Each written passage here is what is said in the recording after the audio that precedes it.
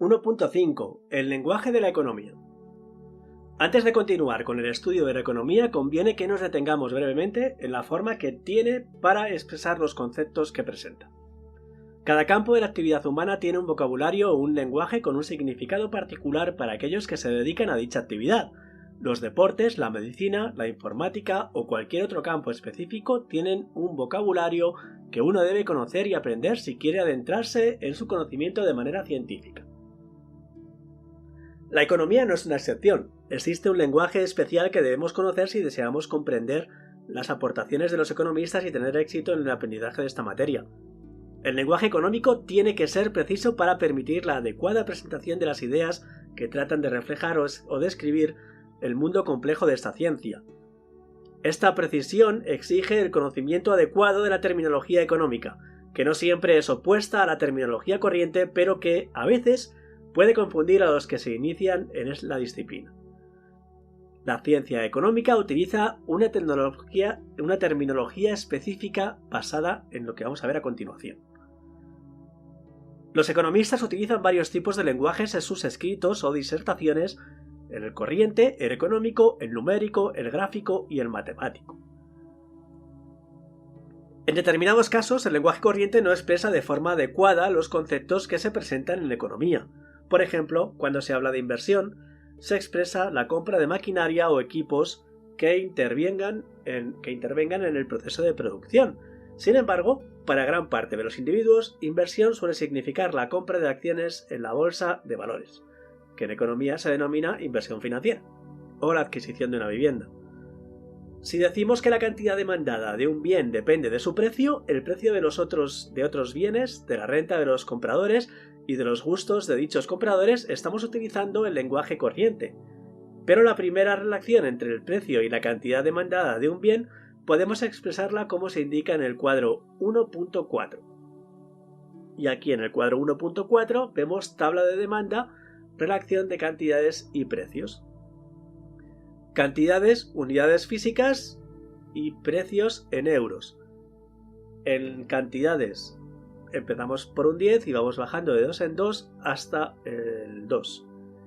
Y en precios, justo lo contrario, empezamos por 2 y vamos ascendiendo hasta 10. De manera que una es inversamente proporcional a la otra.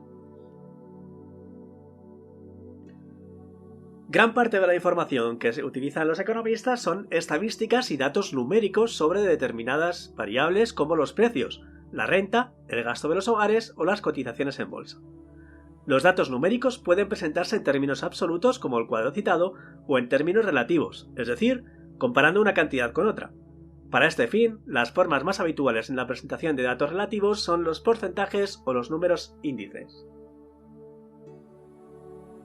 En la terminología económica también se suelen utilizar funciones como la denominada función de demanda, que se expresa matemáticamente como dx igual a la función de px, py, yg, que vendría representada por el gráfico recogido en la figura 1.3, siendo q la cantidad demandada del bien y p su precio.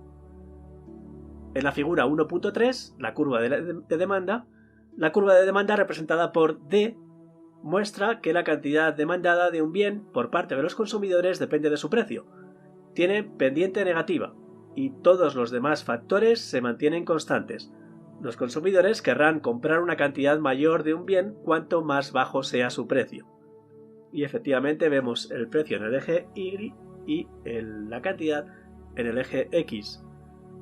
Vemos una curva descendente y obviamente tenemos que encontrar, como marca el gráfico en los puntos, el punto de equilibrio, el punto en el que sería más adecuado producir para vender a un determinado precio para tener un determinado beneficio.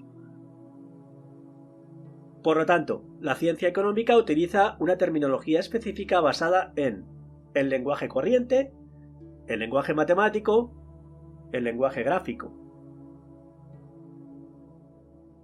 En la figura 1.4 podemos ver la evolución del desempleo, desde 1996 hasta 2007. Empezamos un poquito por encima del 20% y terminamos por debajo del 10%.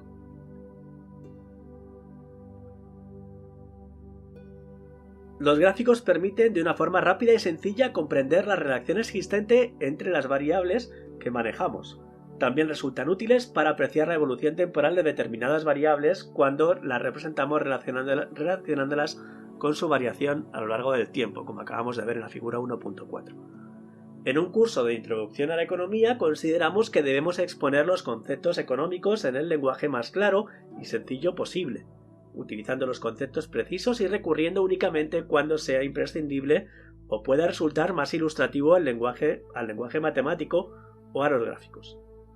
A lo largo del libro se presentarán los principales tipos de gráficos para que el alumno adquiera el hábito de utilizarlos e interpretarlos como una herramienta útil para la comprensión de la economía. El lenguaje como forma de adentrarse en la manera de la que piensan los economistas. Aprender un lenguaje es algo más que conocer las palabras de forma precisa. Cuando estudiamos un idioma nos adentramos en la forma de pensar de las personas que lo utilizan.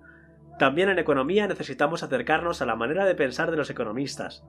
La primera idea que debemos tener clara es que esta materia trata de aproximarse al mundo real, que es complejo mediante determinadas simplificaciones que denominamos modelos económicos. Los modelos económicos que se usan en los cursos de introducción a la economía son sencillos, como el modelo de la demanda que hemos apuntado anteriormente. Los modelos identifican las variables que van a estudiar, la cantidad demandada de un bien, los precios, la renta o los gustos de los consumidores en el modelo de la demanda. Establecen las relaciones entre las variables, por ejemplo, que la cantidad demandada varía en sentido contrario a cómo lo hace el precio. Explican el comportamiento del mundo real sobre el que se construyen y permiten hacer predicciones sobre el comportamiento futuro de dichas variables.